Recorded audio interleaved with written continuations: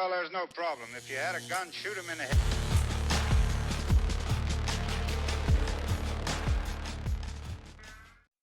Welcome back to Shoot Me Straight with Eddie Gallagher and David Fields. Today we have a special guest, Mike Bird, good friend.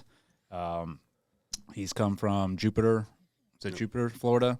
Jupiter, Stewart, Palm Beach. All kind of runs in the same. Yeah. He is the owner of Gladius International, which is the premier protection, investigative, and intelligence solution for high net worth individuals, political affiliates, private companies, and government agencies. They provide physical and digital protection to clientele in the government and private security space. Welcome to the better part of Florida.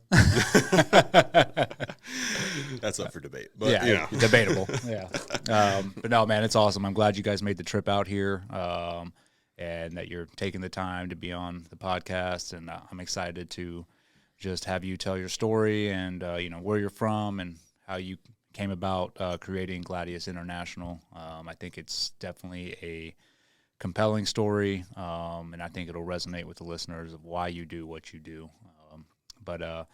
Yeah, man, thanks for coming. And I think we'll start off with just where you're from. Thank you for having me on here today. And man, what a beautiful part of Florida you guys do live in. As we were saying, there's good parts of Florida and bad parts of Florida, but I think we both live in some really good parts of Florida, and definitely some big differences between the areas. But it's lovely up here. Been enjoying our time so far. Oh, for sure. I always say, because I come down and visit you guys quite often, and I'm always like, I definitely like your area for sure. I mean, good people. It's very similar to here, so those are my two favorite parts of Florida. I know that Stephen Layton is always trying to get us to move down. That will never stop. Yeah, I don't know, brother, but if shit hits the fan, I'll definitely come down that way for sure. No, absolutely. Yeah, so Gladius International, we're centered in Palm Beach Gardens, Florida. I live up in Martin, just north of that in Martin County. As you were mentioning, it's small town kind of feel, a little bit slower pace of life as opposed to Palm Beach, and that's kind of why we moved a little bit further north ourselves. Ourselves being myself and my fiance. But really up in Martin County, what you see, and I think you see a lot of that up here as well, is, a really strong-minded kind of group of individuals within kind of our county area there. And that's people that still believe in a lot of the freedoms, a lot of the American values, a lot of things that have been kind of ingrained within our society for, since really our foundation as a country, but really a strong, close-knit community that still believes in helping each other, supporting each other, and kind of building towards this betterment of ourselves and of our community. Yeah, for sure. I mean, that's definitely evident when I come visit you guys, and it's evident up here as well. Very like-minded people and people that believe in freedom and the rights that they should have. And like you said, stuff that's been ingrained in our society since the beginning. But I think now, I can tell you personally, moving from California to here was a shock just after living in California for 15 years, just realizing how many rights you really don't have and how much stuff is, how restricted you are on those rights in certain states. And then when you get to a state like Florida, you're like, oh, shit.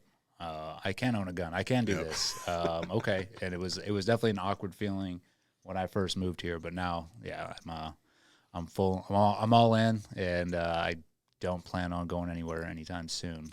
Yeah, it's everybody's free until someone dictates that you're no longer free. Exactly. I think that's been proven over the past couple of years in Florida as well. Yep. Where's Martin County? So Martin County, we are just north of Palm Beach County. So we usually use Palm Beach as kind of the indicator because everybody's familiar with Palm Beach and kind of, the lifestyle and everything that's kind of centric around that.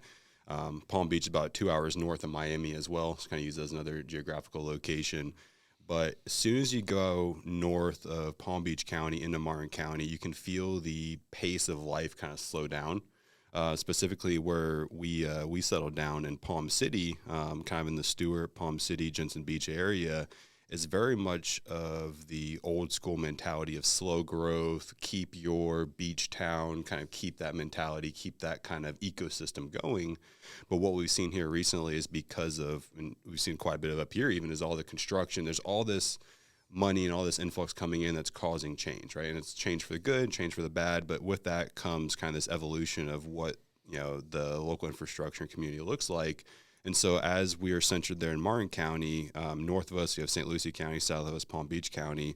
They're kind of taking on these new big projects. And so they're rapidly growing, bringing in new business, bringing in new money, and obviously a lot of new residents. So at some point, Martin County said, hey, we need a piece of this to kind of keep up and catch up. And so they started kind of opening up their doors for a few select projects, but it's really a slow pace of life kind of up here where it's just like, hey, we live on the coast. We love who we are. We want to stay who we are and not kind of embrace all this new transplants, all this new craziness that's kind of moving down here. Mm-hmm. Like smart growth. Yeah. Smart growth that aligns with the culture. I guess culture kind of growth too within that local community. Yeah, that is a lot like here. Yeah. Do they try and, like you said, keep everything just locally owned where you're at? They do for the most part. I think just like anywhere else, what you're seeing is there's a few, large companies that have the ability and that are kind of ingraining themselves anywhere around the country. That wherever they go, they have the the bankroll to go in and do what they want to do. Mm-hmm. So we still get a little bit of that, but people also enjoy the privileges that come with that. Stuff like big Amazons, Walmarts, Costco, all those big kind of mega stores and stuff. People love the price, they love the conveniency, they love all that. So they enjoy that, but it does muddy kind of that local culture just a little bit.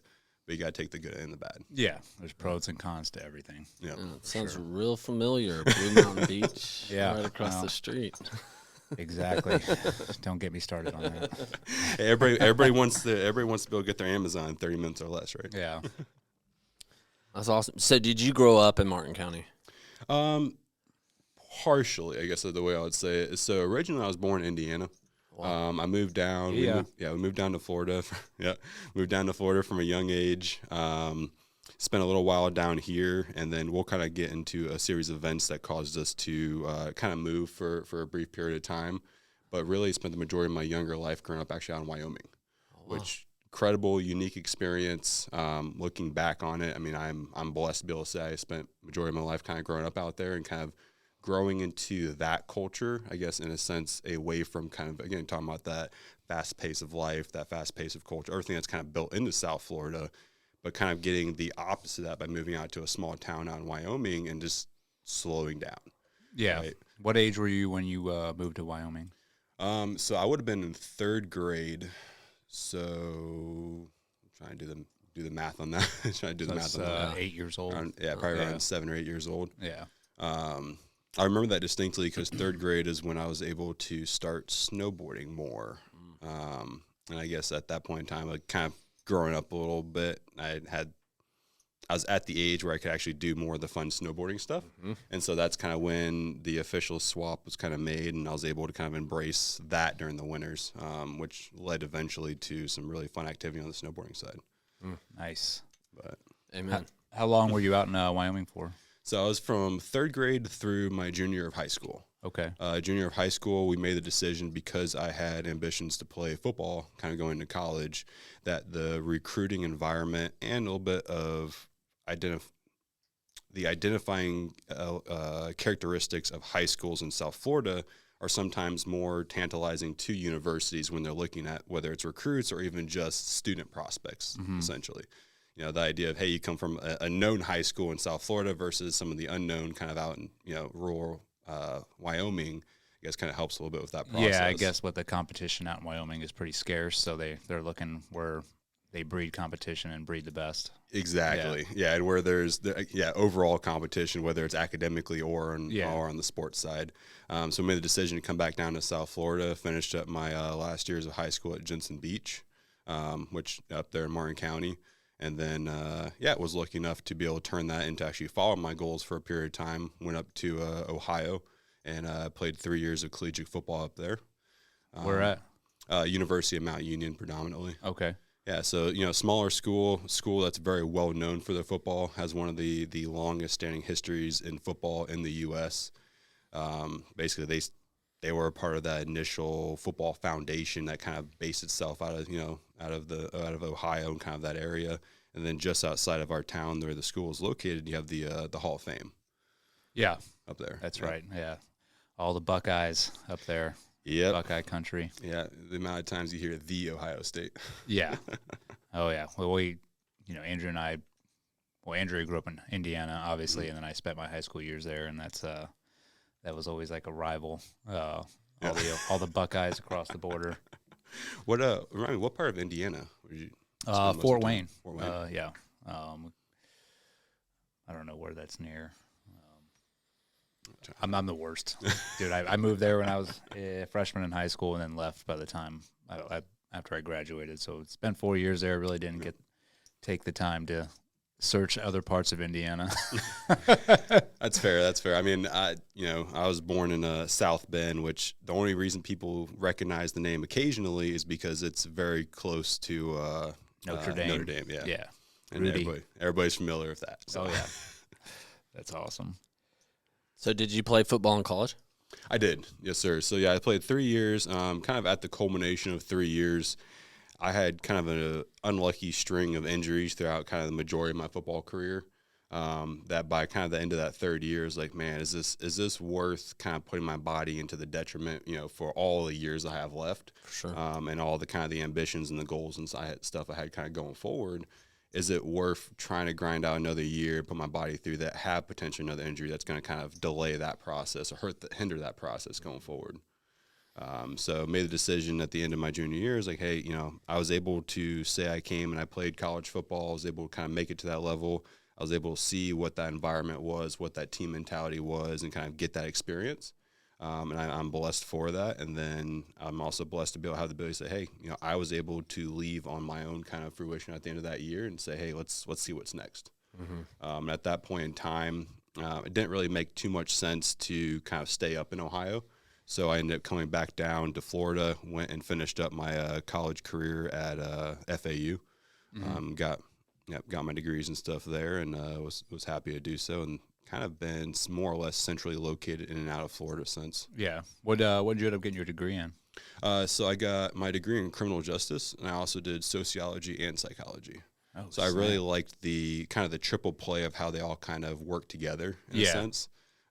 Really, I like from the psychology and sociology aspects, I really like the identifying how people evolve from a social, point of view. I like kind of seeing how you are really the epitome of what your environment kind of creates, and kind of watching how that process happens, or watching how psychology can work on the back end to kind of change people and change their development. I don't know, kind of all that, criminal minds / just how people become the person they are. Yeah. So what drives them to do certain things, make certain decisions. What got you interested in that before you went to college? I mean, is that something you chose before you went to college? Like, hey, this is what I'm interested in, and I want to study this. Yeah. So, I mean, I always knew at some point kind of growing up, and I know we'll get into the foundation of that, I wanted to do something in life to where I can help people, I can help our community, I can protect people. And to be honest, I mean, all of that from my youngest years was always looking at, going into the military. That was kind of one of my biggest focuses. That's also one of the decisions behind kind of the football decision. But at the end of the day, God had a different kind of path in life for me. Coming out of actually when I made that transition back down to Florida, a little bit of the reason I did so too was on Father's Day that year, my mom actually ended up having her stroke. And so because I've grown up in such a family-oriented kind of household unit, to me it felt like a betrayal of my family. It felt like something I couldn't bring myself to put that time dedication towards the military, knowing that my family was going through that kind of crisis. Yeah. And I felt like I had to be there. So it's kind of turning that into what can I do? What can I do next? What else can I do to continue to help people? I guess we'll talk about how that kind of turned into where we are today. But the culmination of those factors, and knowing that, hey, this is what I wanted to do from a young age, led into, okay, what is a degree that kind of correlates with some aspects of that? Or, if I want to do law enforcement, may correlate with that. That gives me not necessarily an advantage, but lets me understand some of the principles behind, kind of all these different fields, I guess. Yeah. And then obviously with the sociology and psychology is if any of these fields, if you're dealing with the bad guy or you're dealing with your own team members, whatever the case may be, there's elements from those principles that can help you kind of navigate those environments. And, whether you use that to be a better leader, use that to be a better teammate, use that to be a better, husband, father, whatever the case may be, I felt that was valuable to learn. That's awesome. Yeah. I mean, so I take it, your family must have been pretty tight growing up, and for you to make that decision, when your mom had her stroke, like, hey, I'm going to put my dreams and aspirations to the side and stay here and help out the fam, and then find another route. Yeah. What was your relationship with your dad like? Very, very close. I mean, we still are today. I mean, he's probably my best friend. He's the man. Yeah. I love that guy. Yeah, I am, and I say it all the time, man. I use the word blessed, but no, I grew up in an awesome household, and I know a lot of people out there don't have the ability to say that. But I grew up in an awesome household. My dad was my best friend. I mean, we hung out all the time from a super young age. I mean, I remember some of our earliest, back on the original PlayStations, right? We would find two TVs and we'd put them together. We would do the old hardwire of PlayStations together so that we could play the games together. Like we would hardwire them. We put like Command and Conquer and stuff on. And this is when I was super young. But just that mentality where, he's my best friend, but at the same time, he was also a guiding mentor that gave me the flexibility to make my own mistakes so that I didn't make worse mistakes at a later age, if that makes sense. Yeah, sort of like free range parenting, but with a leash attached a little bit. Yeah. If you're gonna do some dumb stuff under my roof to where I can make sure that you don't hurt yourself doing that, or at least not too bad. But it'll stop you from going out when you can finally the day you can finally drink legally and just going way overball on it, right? You already realize that hey, this might not be for me, or I don't like the way this makes me feel at the end of the day. Yeah, and certain stuff. No, that's good. What did your dad do for work growing up?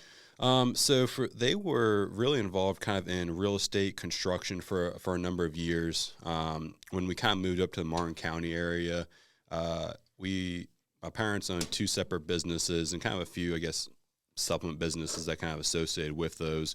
Predominantly, my mom owned and operated Roddy's, which was a nice restaurant on the beach, which is now Kyle G's Prime. Oh yeah, which is awesome to see, and I guess a shout out to Kyle Green, but it's awesome to see because he started his culinary experience at Roddy's way back in the day, and to see how far he has come and how much he's embraced that world and how incredible of a chef he's become is really cool to see. Oh, dude, he's the man. I mean, yeah, definitely shout out to him. He's always donated his time and his food, for Operation 300 every time they have events down there. It's always awesome to see. I mean, that's the place we go to every time to have dinner, and he puts on a massive spread of just the best food. Yeah, and I mean the one thing, and I'll say real quick, the one thing I really love about Kyle too is the fact that he is still under that, and whatever you want to call him these, because people have issues with the terms, but he's a patriot at heart. And that's an individual that he understands and he appreciates to no end the level of dedication, the level of sacrifice that our military has made, and our active and our veterans, guys like yourself, to where, in his mind, it's like there's no stronger group of individuals to get back to than those that have put their lives and risked everything to give us the privileges we have. And I say that because even on Veterans Day, across all of his restaurants, and he has nice restaurants, he was offering, veterans free entrees. And it's like, what other restaurant that has, 30, 50, 60, whatever dollar entrees is out there going, hey, if you're a veteran, come in, eat on us. Yeah, this isn't the Golden Corral. This is a premier steak place that he offers free entrees to, which is unheard of in a lot of places. So incredible initiatives. But that goes back to these amazing communities, environments, and stuff that that we live in, and the kind of people that culminate around those. Yeah, that's awesome.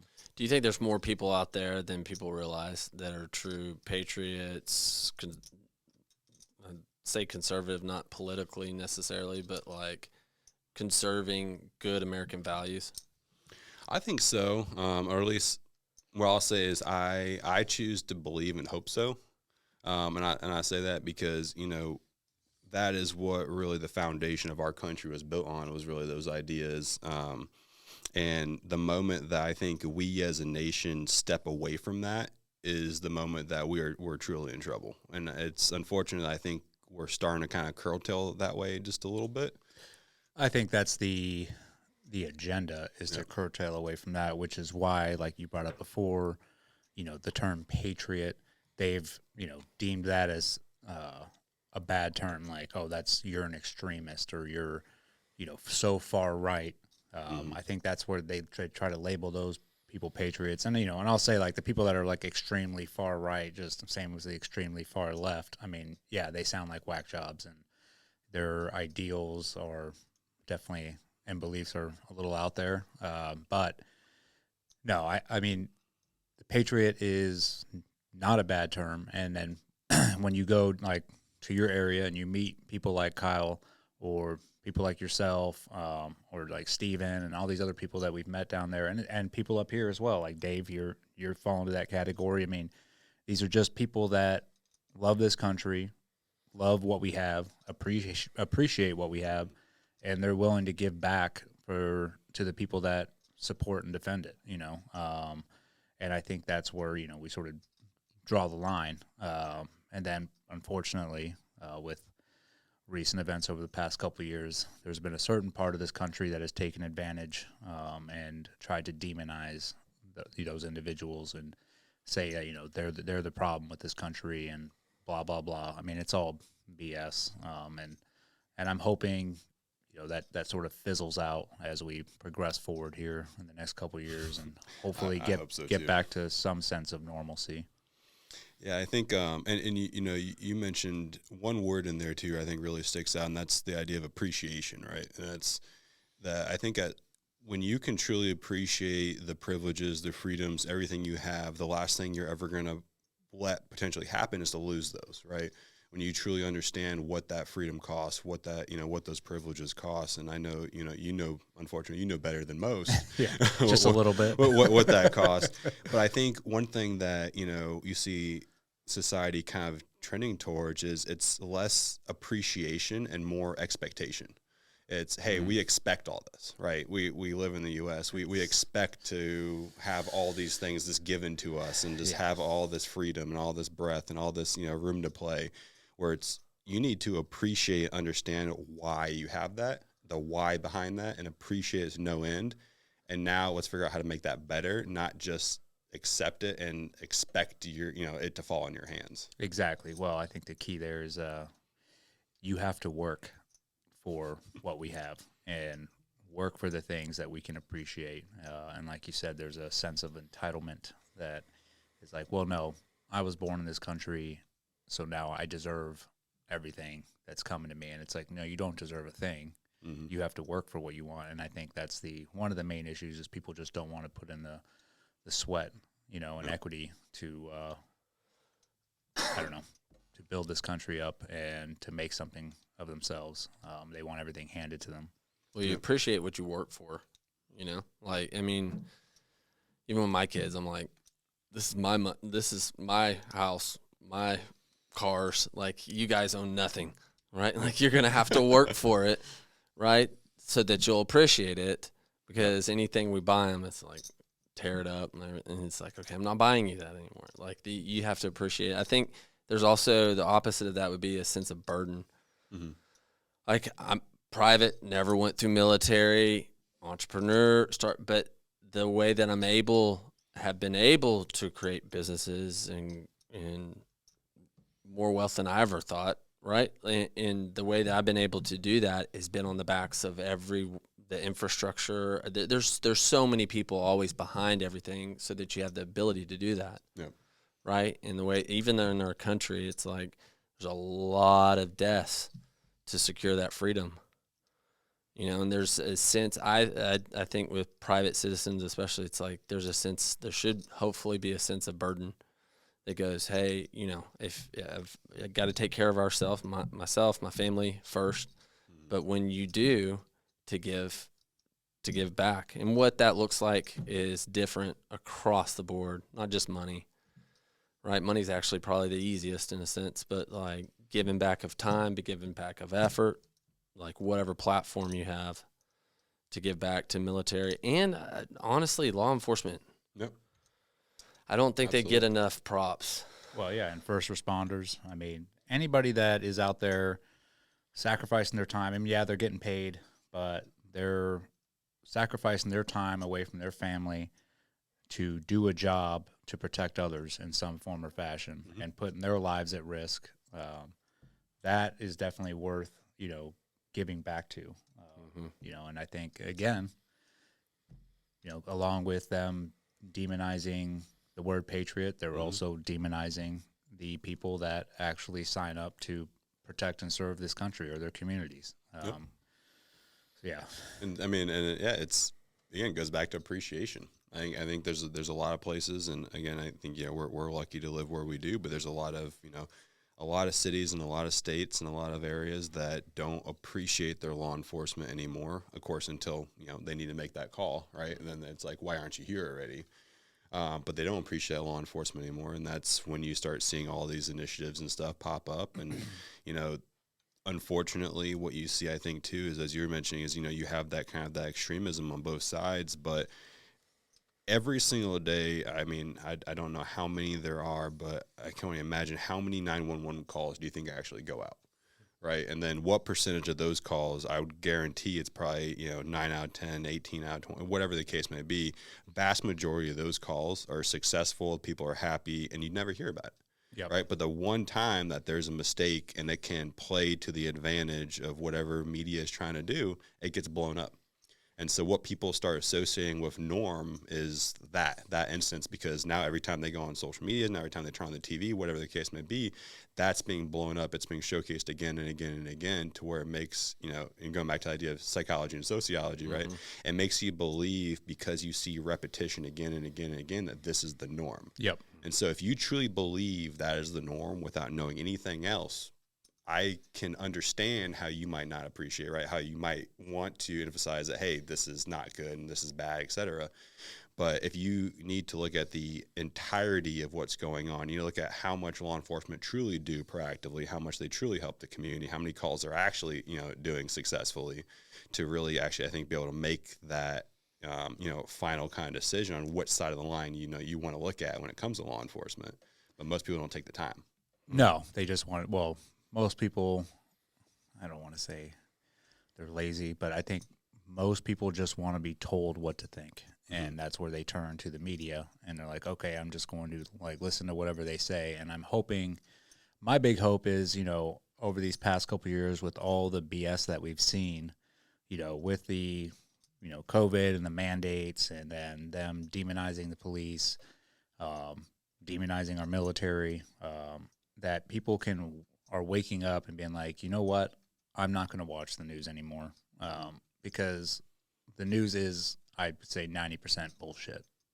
It's whatever agenda that, and I'm saying both sides, Fox, CNN, they all have an agenda, and they're all only going to report what fits their narrative, and then leave out any context to anything else. And unfortunately, there's people that watch those networks religiously and believe every word that comes out of their mouth. And I'm hoping that people wake up soon, and they're like, okay, you know what? I've got this figured out. This is BS, and I'm going to do some critical thinking on my own. Yep. I think, and I'm not going to, it's not necessarily a bad word in this circumstance, but if you look at media, news, etc., it is all inherently, it's propaganda. And it's developed propaganda to, change the way you see it, or your understanding of an event, to change your belief of an event, whether that's good or bad, right? That's their way of reporting, but it turns into propaganda because it does change and influences the decision making of people. Oh yeah, for sure. And they do a study, the first thing people read or see is what they believe. And then anything that contradicts that, they're going to go revert back to the first thing that they read or first thing that they listened to and bounce it off that. Like, well, that's not what I first heard. And it's like, well, the reality is everything you're hearing has a tiny bit of truth and some lies to it, So that's why you have to pull your head out of your ass and do some critical thinking on your own. Yep. I saw this first. Now everything else I see needs to discredit and disprove this for me to even, to think twice about it. Is there a way to have the news just give facts and let people make decisions? Is it possible? I honestly, I think it's podcasts that's really all I resort to now because, and I'm not saying podcasts are, the truth and facts, but at least those are long drawn out conversations and you can only hide your bias so much on a 3-hour podcast, that you're listening to. And if you listen to these individuals when they have experts on, you can sniff it out and be like, okay, well, what you just said was contradicting what you just said at the beginning of the podcast, right? Yeah. Or, and you can critically think on your own and make your own decision on that. But I think that is like one of the only ways to actually get, quote, the truth out of anything. It's unfortunate, but that the media has gone this way. But yeah, I mean, that's me personally. That's all I listen to now is podcasts and try to make a decision on that. And I'll look at some articles, but really, it's like I don't believe anything I see anymore. And to answer your question, it's hard, especially when you look at who runs the majority of the media that's out there, who runs the majority of the news is out there.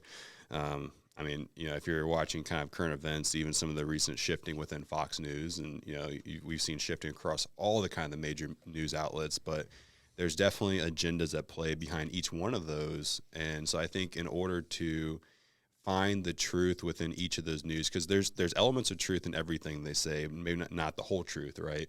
But you need to actually understand, still you need to educate yourself on the idea as a whole to understand the truths which in each of those media, and then, like you said, make your own inference from that. Yeah. Be an actual human, think for yourself, listen, digest that information, find out what is true, what is false, and make your own decision from that. Yeah. Don't just sit there with a spoon and keep eating. Mm-hmm. Yeah. I think that's what half our country does. I've also found that with, especially recently, some more of the kind of some of the smaller and some of the more independent, news out there has been a little bit more truthful, I would say, or especially those that have taken on themselves to go out and kind of do news reporting, or kind of the one-off individuals don't actually they don't have to report to a CNN or to a Fox News or to any of these major conglomerates. They're out there kind of on the ground doing it themselves, and I think you're seeing more of an organic kind of reporting process through those individuals without maybe as heavy of a biased agenda behind it. Yeah, for sure. And there are plenty of those independent journalists out there that are doing that. And yeah, that's another good source as well. I mean, but then again, take everything they say with a grain of salt as well, because everybody has their own bias. So absolutely. Yeah, it's a good example of that. It's the guy, I think his name's like Donut something on YouTube that did a deal on you. Oh, the donut operator. Oh, yeah. And well, what was cool about that was my favorite YouTube one, because this is before I even knew you. This is when we knew Andrea and your kiddos. And I was like, okay, I YouTube it, and this guy's like, I don't know, 20 minutes or so of trying to look up and trying to find all the facts. And like in your case, especially, I mean, it's like a freaking where does this rabbit hole end? Oh, that was, yeah. You're it was like a maze. Holy shit! It's like a mission. It's like every turn had a different. You're like, that can't be, and then sure enough, and then the next thing, and so, but he went through and investigated it all, looked it all up, did all this research. I mean, I don't know how long that guy spent on looking everything up with your stuff, but he was like, this doesn't make sense, and so he would research. Well, I think he just expounded on what everybody was thinking, was like, this doesn't make sense at the time, and he did his due diligence to break down what he knew, and he actually went out and talked to individuals. He talked to some of my friends, talked to other individuals, and gathered all that information and made that video, which was awesome. Donut operator, I appreciate you, brother. I actually got to meet him afterwards. But yeah, I mean, that's sort of what it takes, is for these individuals who have platforms and they do want to get to the truth, is they do their own research and come out with it, and I think especially with COVID and all that stuff that happened with the vaccine mandates, you had these scientists who were coming out, and doctors are like, no, this is BS. But as soon as they came out with their own opinion, they were excommunicated from, what the rest of the scientists that were saying, the vaccine mandate needs to happen, and this is what's best for everybody. They weren't allowed to have their opinion, which is another problem. I mean, it gets scary when you start mixing some of those, like you were saying, kind of overly push agendas, right? Especially within those groups, when that trails down to even the medical world, with people making decisions for the human body, making decisions what you have to, what you have to do, what you can't do. I think that's when you start running into an interesting area of very dangerous activity, when you are making medical decisions not based on science, but based on political agenda and greed. Mm-hmm. You know what I mean? And people always, people want to point out the firearm industry all the time for all the danger, the danger behind it and all the, unaccountability and stuff. Look at pharmaceuticals, man. That's been around since day one. Oh, we don't want to talk about that though. but nobody wants to talk about that. Nobody wants to point a finger at that. And, it does. It gets very, very dangerous very quickly when you start looking at it from that. And you just got to follow the money. That's really what it comes down to on most things. Yep. All right. We went on a tangent there. A little bit of a tangent. So, I know you got Gladius International, right? And we'll get into when you started that. But I know you have like a pretty crazy story on sort of why you went into college and studied what you did, and then how you got to be where you are now. I don't know if you want to delve into that. Yeah, so it's something that I've gotten a little bit more comfortable talking about, because we talk about it, whether you're talking about firearms, you're talking about security, you're talking about any of these like everything we've been talking about so far too is considered like a partially of a touchy subject, right? It's something that's intimate, something that's personal to, again, whatever your belief, and we live in a country where you can believe what you want to believe, but from a very young age, I was, I guess, exposed to some of the dangers and kind of exposed to the boogeyman that does exist in this world, and a little bit of the inherent evil behind just human nature. And that was, very young, at the age of 3 years old, within my parents' own home. I was actually kidnapped and held for ransom. This occurred, my parents, I believe, were forced out of the home. There was a federal law enforcement response to this.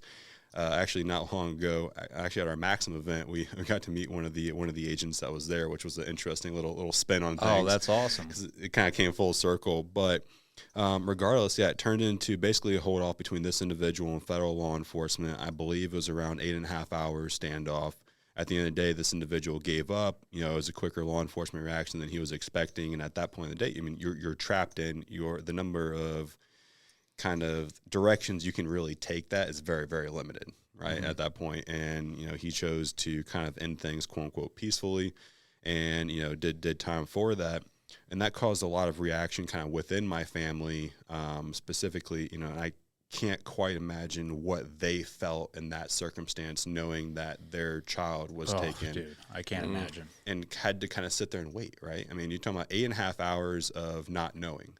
Or 8.5 hours of what is this person going to do? Is this person, because obviously they're not in the correct mindset to begin with. Are they going to do X, Y, and Z? Yeah. Right? Are they molesting him? Or are they going to kill him? Or are they torturing him? Yeah. Like how did this?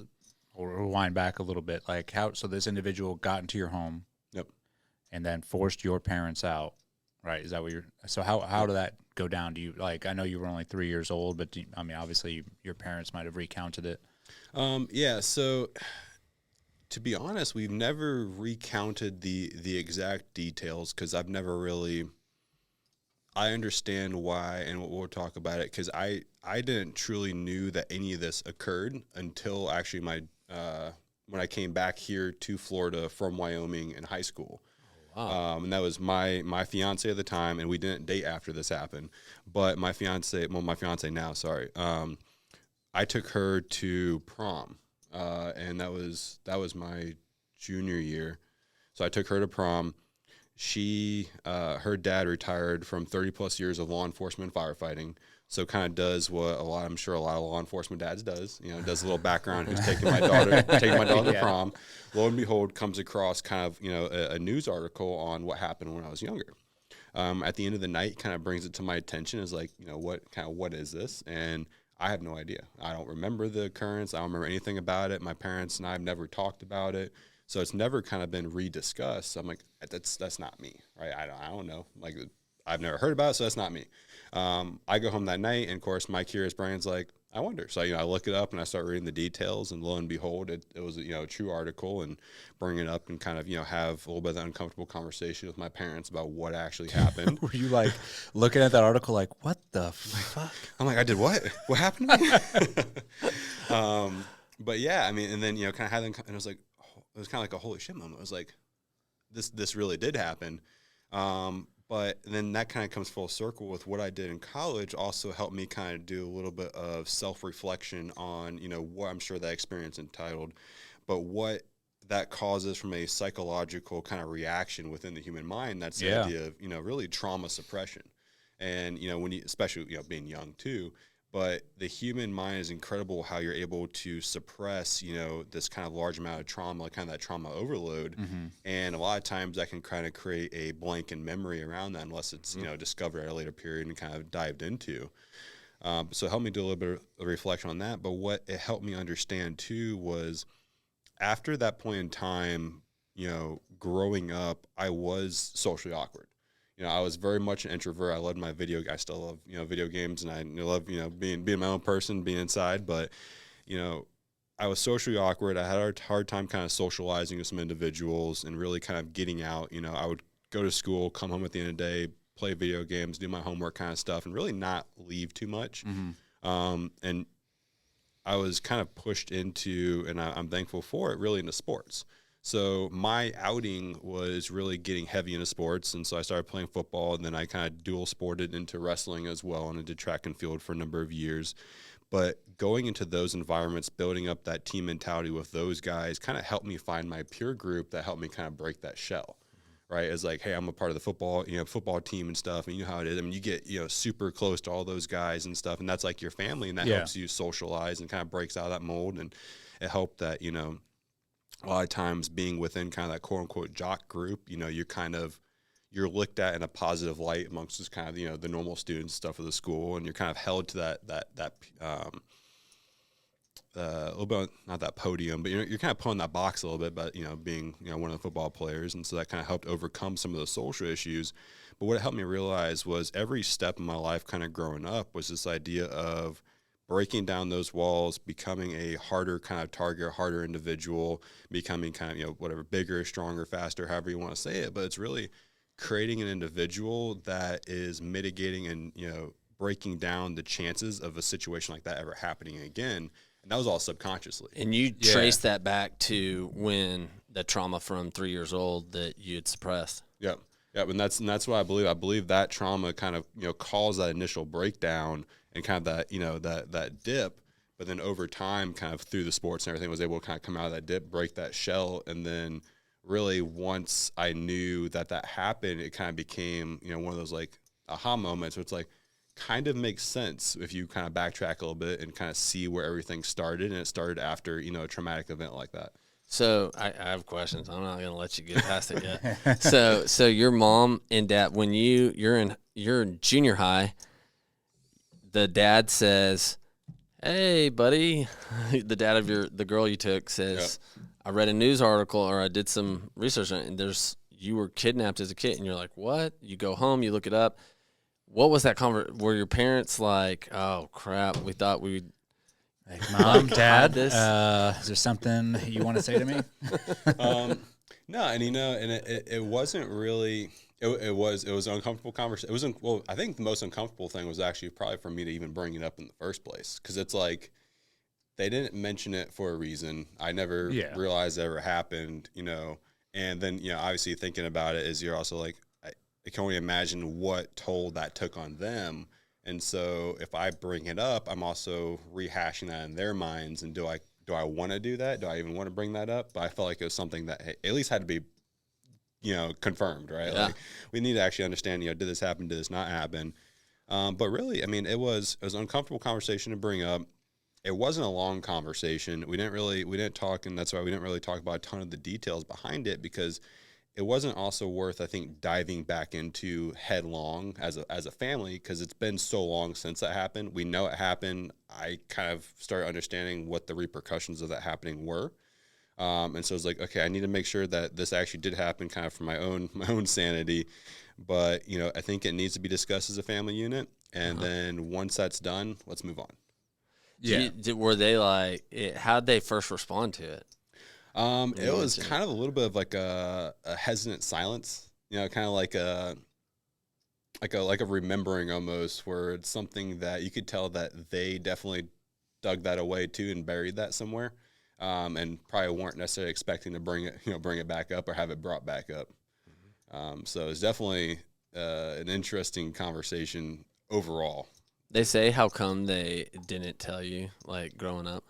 No, and I never really asked, because again, I think understanding what I did at the time, it's because I'm sure how traumatic it was me just to try to remember that and think about that, right? Or just kind of understand that happened to me. They were at an age and are at an age where they remember the entirety of the event. Right, and I'm sure there's some traumatic suppression on their end too, but they obviously understood and they knew all the details more. So I knew as weird and as uncomfortable for me to bring that up, I knew it'd be probably twice as uncomfortable for them to actually have to dive deep into the details of things. So I never really felt like the need to explore or kind of put more onto their plate than I needed to kind of get the understanding that, hey, yes, this did happen. These are kind of the main principles around it. This was the individual involved, and then let's grow and move on from there, and not really bring it up as a family unit again. Yeah, I think. Well, it sounds like, I mean, because from the way you're explaining it, when you did find out, I mean, you were doing well, like playing football. You found your way.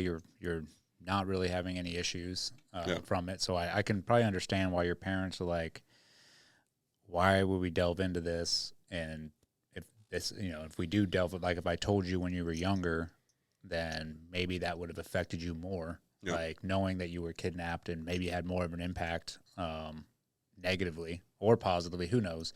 But they're like, they probably were watching you like, okay, he's doing well. He's not having any issues. So there's no point in bringing up this trauma and be like, hey, by the way, yep. You were kidnapped, at some point. And, I definitely can understand that. I mean, that's like the way my grandparents were. It's a funny story. My uncle, and this is not on the same level, but it's sort of the same premise, where my uncle was born with this condition where he had like water in his brain or whatever, and the doctors were like, hey, he's never going to amount to this and this because of this condition, when he was a baby. And my grandma, I think my uncle ended up finding out when he was like 50 or 60 something. Went to my grandma and was like, hey, the doctor said I have this issue. They found this in my brain, and how come you never told me? And my grandma's response was like, because what would that do? Mm-hmm. Like, then you have a reason not to succeed. You have a reason not to try. Like, I'm not going to tell you anything that's going to set you back. You were fine, Mm. Yeah, and that's interesting. And I think that brings up a really good point too. And and it sounds like kind of the similar family mechanics in that realm, where you're also at that point in time. And yes, my dad was my best friend, but we were also brought up in a household that was about being that athlete, but kind of being that professional even from a young age, but kind of handling your own shit, kind of so to say, right? And so kind of to that point where we understand all this happened, right? But let's take the initiative as a person to be strong, get past it. And to a certain degree, I mean, I'm also kind of happy that they, didn't bring it up at a younger age, because like you're saying, it can also create a realm where, I could have used that as all the reasons in the world to fail or to want special treatment or to, Well, it can put you in a victim mentality. Yeah. Like, oh, this happened to me, and now, like we talked about, now I deserve certain things. Yep. Now I'm entitled to certain things because this trauma happened to me, instead of working through it, or not even working through it, is just, keep living your life, go be successful. Yeah, you're going to have issues, but you can work through them without us putting this extra burden on you. Be like, oh, by the way, this happened to you when you were little. These might be some of the reasons why you're having issues, you know? Yeah, and so I mean, looking back on it, looking at the way that everything kind of unfolded in the timeline, that everything kind of came to truth, is I'm thankful for that, the way that all happened and the way that all kind of fell, and the way all the pieces fell in place, because obviously it led me to where we are here. We're at the table right now. But truly, what it helped me do was it came about in a time where it helped me understand myself to a certain degree, but it also helped me understand why my motivation and why, what I wanted to do and what I wanted to become was so important. And that was, whether you are in law enforcement, whether you are in the military, it's the idea of protecting those that can't necessarily protect themselves, or, upholding those freedoms, giving people the privileges that we've come to expect, right? Mm-hmm. But that we also appreciate, being that individual that can help maintain those people and allow them to continue to enjoy those privileges, enjoy those freedoms, enjoy those rights. So I think it kind of came about in a good point. But and I mention it a lot, is I think one of the strongest things you can ever do, and that's kind of where that started changing, was if you can take a trauma, you can take a negative, you can take, that kind of that bad energy and find a way to turn that and harness that and use that as a good motivational factor. I think that's one of the strongest things you can do in life, because you take a negative and you turn it into a positive. 100%. Right? It's easy to go, hey, everything's going great, let's just keep the energy going, right? This is awesome. It's something else if you go, man, that really sucked. How can I use that to get better? How can I use that for motivation to help other people? Yeah. 100%. In 12-step programs, they talk about one phrase, and there's the past is the key, not the lock. Yep. In using your past, and I mean, you see that constantly. Some of our biggest traumas end up being some of the biggest assets. It depends on how you handle them, but it depends on your mindset. Yeah, 100%. I think of the spectrum, though. It's like every family's fucked up, right, in some ways. Yeah. Except for mine, of course. But so like, there's the spectrum of like no boundaries at all, like tell them everything, with parents and kids, and share everything. There's no roles. There's no, and then you got this other perspective that they're not allowed to ask any question, like everything shoved under the rug, like, both sides of the extremes are probably pretty unhealthy. Mm-hmm. Right. And so somewhere in the middle, like you're trying to, as a parent, trying to land somewhere in there and thinking about that. I have the opposite. So I was adopted when I was young, and I knew from as early as I can remember that I was adopted. Growing up, knowing that I was adopted, knowing that I had different family members, that, my dad was somewhere, my mom was somewhere, they were birth mothers, but we're your parents. And, but I'm also not an example of great health growing up either. So like, I like that. I liked knowing that. It was never like a surprise. Yep. But did it affect me? Sure. Absolutely. Did I think it affected me at the time? No. It's similar to you, like later on finding out that it affected me. Now, if it had been a surprise later on, would it have affected me less or more? I don't know.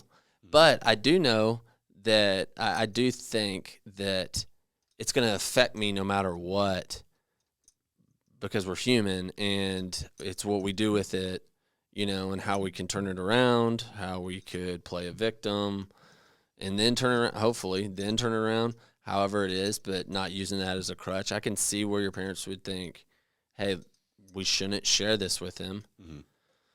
Some maybe just to protect themselves too, right? To continue being a good parent. Yep. And not get sucked. I mean, that's got to be freaking, I can't imagine. Oh, yeah. Dude, someone takes one of my kids and holds them up inside, I'm going to prison. Mm-hmm. Like, I can't even like go through the scenario in my head without getting. But that's wild. So do you think? Do you think? So knowing that growing up, do you think that led to more of a pro mentality, or more of a like a negative mentality? I guess kind of how that may have played kind of with your upbringing.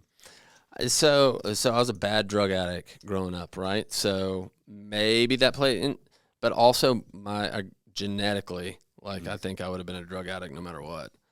Just my blood. I'm an addict to my bones, right? And so, like, luckily, man, I got sober at 17, right? But if I wouldn't have known that till I was later, would that have been better or worse? I don't know. Yep. I don't know. And honestly, either way, though, I think this is true. Either way, it would have affected me somewhat, whether I knew it or I didn't know it. There would have been. I mean, that's just life. I mean, trauma affects you, and things that are out. Would I have then later on, kind of like you said, like figured out the perspective later on? Oh, this makes sense, and connect the dots when you're older. It was older when I connected the dots, even though I knew early on. Yeah. So in a sense, it almost played out similar. I didn't connect the dots to, oh man, like that's why I always felt out of place or different or, stuff like that. But I don't know. I mean, that's also, yeah, definitely probably the part of the, was it like your kind of mental maturity, I'm sure plays into a lot of that too. Just, in a scenario like that where now, right, looking back on all those experiences, and I mean, here even at the table, right, you're able to talk about those experiences and turn those into positive energy for even the conversation, right? Hey, you were able to overcome that. Yes, the early years and stuff sucked, but you're able to come out of that. You're no longer an addict. You're able to build off of that, right, in a progressive manner, and even to be able to share that now to hopefully people listening to podcasts are able to take that and use that as energy. But I think that also comes with, like you mentioned, you were at a certain point, you're able to look back and kind of start, kind of aligning the dots. Would you be able to do that from a young age? Probably not. I didn't. Yeah. And I mean, similar thing where it's like, if I knew that occurred, maybe let's say at, 10 or 12, that could have probably turned into a crutch. Right. And that would have been a lot easier point. You're not, mentally mature. You could take that as like a holy crap and kind of, decompress on yourself and really use as a crutch or use as reasons to fail or look for that special treatment or XYZ. But at the age that, that was exposed to me, I was at a point where I could be like, well, it was so long ago that I can't feel like I can use that as a true crutch anymore. But it's also at a point where I can look back and go, okay, well, certain things make sense, right? And you're able to, I think, kind of take that, digest information a little bit more, on your own, right? And turn that into a story that you want it to be, and hopefully that's a positive story. Well, it created a curiosity in you, at least, right? That led you to criminal justice, psychology, sociology, right? Yep. And then, do you attribute that to being part of it, at least, to being kidnapped at 3? Yeah, no, I do. It probably honestly plays more of a process on the sociology and psychology than even I probably even recognize it plays, right? Because you want to be able to do the deep dives and stuff, but. No, I think it definitely played a big role in that. It played a big role in who I wanted to become kind of as I grew up and as I got older. And it really played a major role in, what we do today with Gladius. And that's kind of, looking at those kind of situations and being solution-oriented. How do we stop families from experiencing this? Or how can we help families mitigate this on all levels? So does Gladius, you come privately, like for families, you come in and create like a plan with them of like how to handle certain situations? Yeah. So, I mean, and I think that could be a good kind of, curtail into that is with Gladius, we started as really an executive protection firm looking at kind of that high end, that corporate level, big CEO, kind of that high end level of security. Once we were established, we also realized, and my reason for kind of jumping into that too was just looking at the security industry in our country as a whole and finding it extremely lax. And especially with the level of some of the big companies and stuff out there, but everybody's gone to this number game on how many people can I pull in, give them the baseline, licensing, put them back out, charge our clients way more than they should be charged for those kind of individuals and keep pushing those numbers. Well, I was like, man, there's such a better way to do this, especially going through those occurrences when I was young, was like, you cannot take a true professional like that for granted. You cannot handle that with a misleading, handle of care. you truly need to put somebody that is worth their salt. You need to put somebody that has the not only the hard skills, but the soft skills to navigate those kind of situations so you can mitigate that from happening. And so in order for us to uphold the standards that we knew that we wanted to make our baseline, we needed a place to do all of our own training on qualifications. And that's what led to the establishment of Camp Frank, our training facility in South Florida right now. And that was really just to make sure our own agents could come through. We can make sure they're qualified. We could do, vehicle training. We could work with our principals and stuff beforehand so that they know how we would operate in an environment that they might run into, or a scenario they might run into. But what we quickly started seeing was the local community is like, hey, what are you guys doing? What are you guys doing out there? Oh, that's really cool. Do you do commercial courses? And so then we started playing around with the idea, and we opened it up to doing commercial courses, and everything from your basic, concealed carry, bringing in, and but really with the idea of what we're going to teach you out there is practical application to all these skills. So we're breaking the square range mentality of being in your little indoor shooting range, taking your time, doing one-offs, and really kind of just not a practical application of what a firearm is meant to do. And I mean that as in, a firearm is a tool that is there to save a life, and if whatever it has to do to save a life. But that's, at the end of the day, that's what you're trying to do. So we started opening up for commercial courses. We started kind of building that out. And what that led to was then we started working with local law enforcement, because they started seeing what they're doing.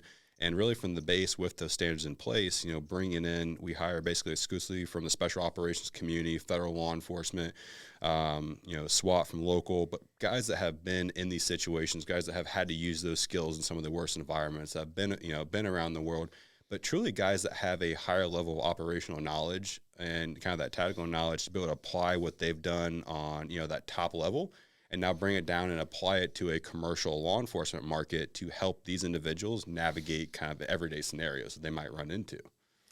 Everyday scenarios. So there's like, hey, you'll simulate stuff where, hey, we're in a mall or something like that. Someone pulls out a gun or. Yeah, so that's one of the reasons why we kind of break that square range mentality. But it's getting people out, even simple things like, hey, how do you actually draw a firearm from concealment? Because most indoor ranges, you can't draw from concealment, but everybody wants to go out to get their CCW, and now they want to carry. How are you going to be able to take what you've been doing with your firearm sitting on the table, picking up, doing one-offs? How are you going to take that and now translate into having to actually draw from concealment in a quick time frame on an individual or an aggressor that's within probably about 10 yards of you and it's coming at you? You're going from a very low-stress scenario that some people may consider stressful, depending on what your view on guns are, but to a extremely high, stress scenario, regardless of who you are, right? And that's, how are you going to actually overcome that? But to your question, we will work and we do, the crawl, walk, run, and we'll build people up. But at the end of the day, we will start kind of opening it up to scenarios where it's like, a good example would be, this month, Eddie's coming down and we're doing a vehicle engagements course. And that's a vehicle engagements course as in a scenario of, if you're out getting groceries, right? And you're in the parking lot, you're out at the gas station, you're out wherever you are. And we've seen a bunch of videos from road rage incidents here lately with people popping off too. But wherever you are and there's a vehicle involved, how can you navigate that scenario safely and effectively, potentially with a firearm, to have the best potential outcome, as opposed to the aggressor having the advantage in that. So, what parts of a vehicle are concealment, what parts of the vehicle are actual cover, how do you have to, if you have to engage through a windshield, how do you do so? How do you even, open your door effectively so you can actually move and get out and not, be exposed? How do you get your family out of the vehicle at the same time? All these kind of small elements. And then we can even progress it up to one of the things you mentioned earlier, and that's, we'll even work, and we've done it with everything from kind of our everyday clients in our local community to working with some of our executive protection clients. And that's, we can go into their homes, we can do a full kind of security plan, we can do a vulnerability assessment on their home, and we can even work with them and their family how to navigate that 2 a.m. break-in, right? What do you do? What is your first step? What is your family doing? What are you doing? Where's your gun at? Where, are you on a 1-story house, 2-story house? What are all these kind of X factors you need to consider? And also breaking people of that mentality of thinking that they're going to be John Wick when that moment comes, and they're going to go, clear their home, and they're going to, take on 20 dudes by themselves and all that, all this. It's like that's not what you're doing in this scenario, right? The best thing you can do is, get your family to a defensible location where you have the advantage, regardless of your firearm skills. Hold that down, call 911. Right, that is your responsibility. You protect your family. You don't need to go John Wick your house. Nothing in that house is more valuable than yourself and your family. Exactly. Right, protect them first. That is your job. Let law enforcement handle the rest of the scenario when they get there. Yeah. So when Eddie comes out there, will you put a bulletproof vest on him and let everyone shoot at him? That's day one. I just sprint back and forth. It's like the duck gallery.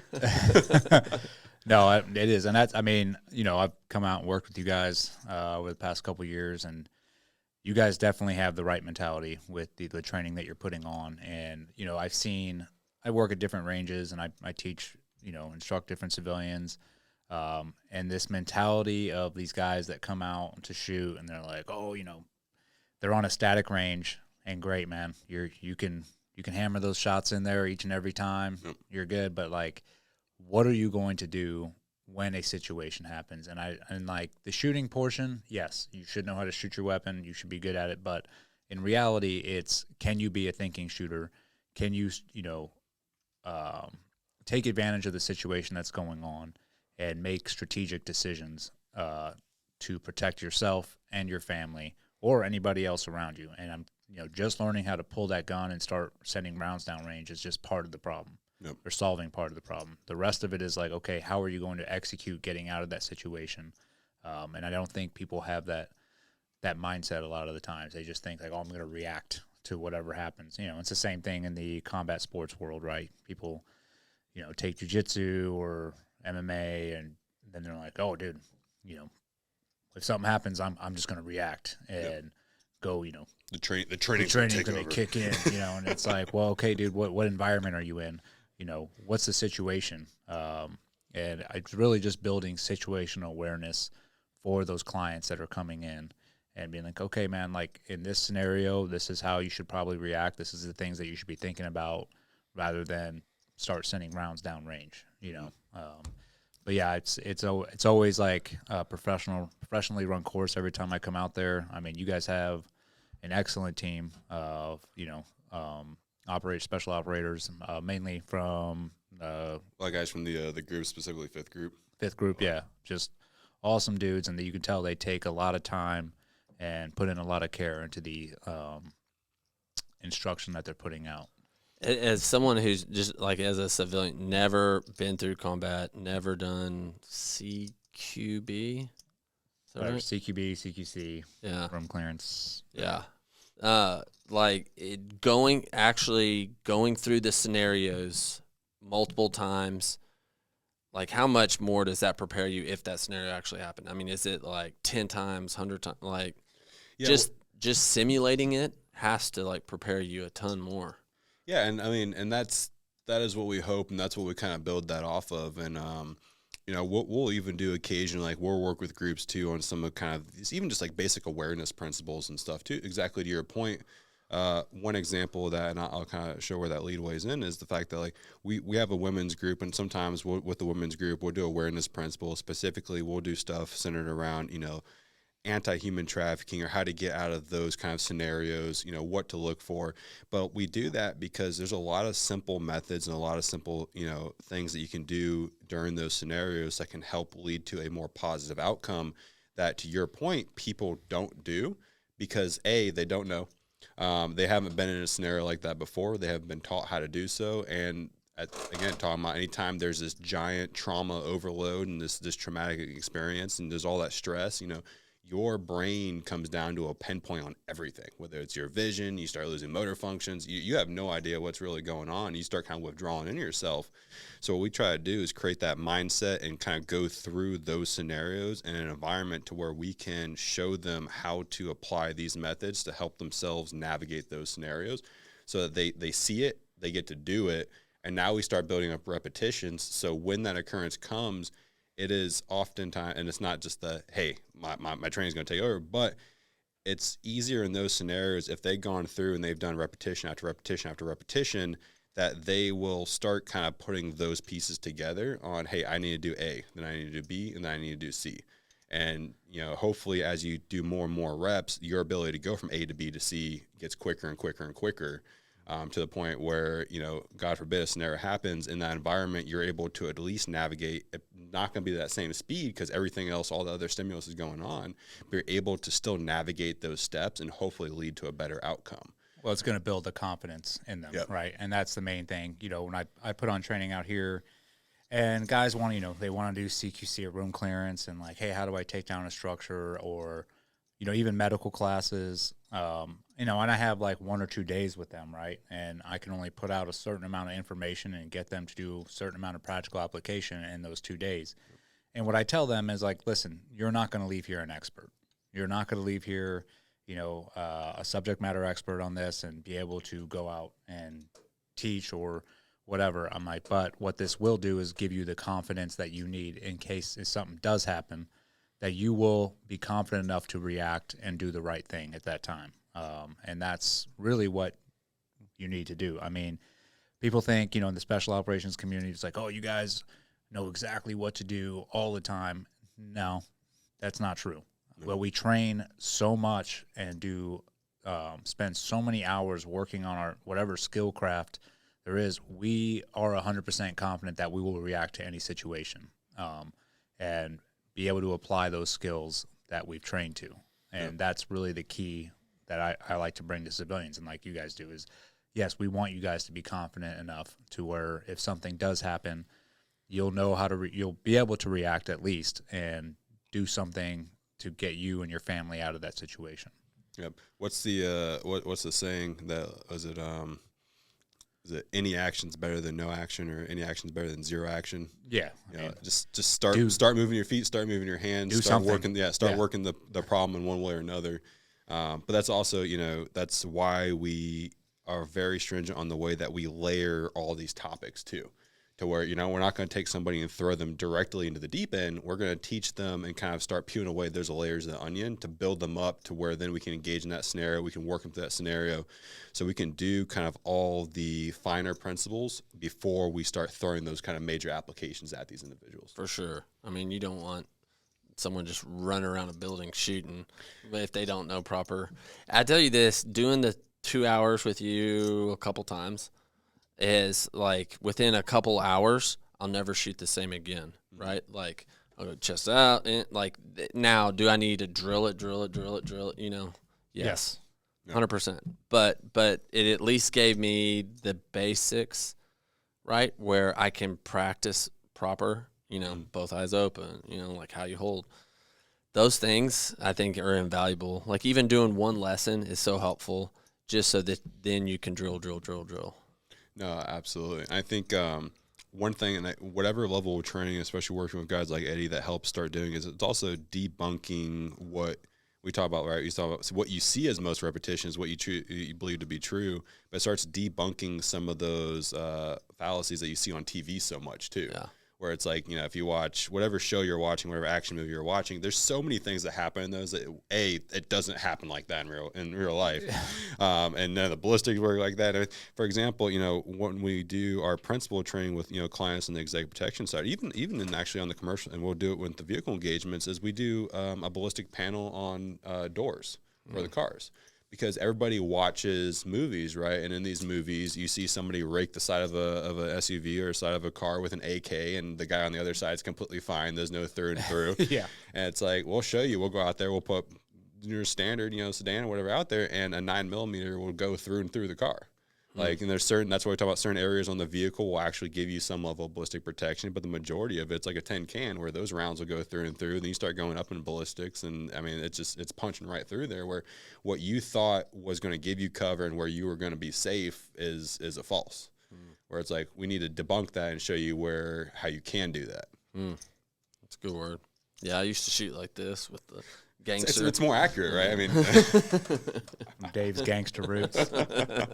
Dave was in the Cholos. Were you part of the Bloods or Crips? I forget which one. I was both. Yeah.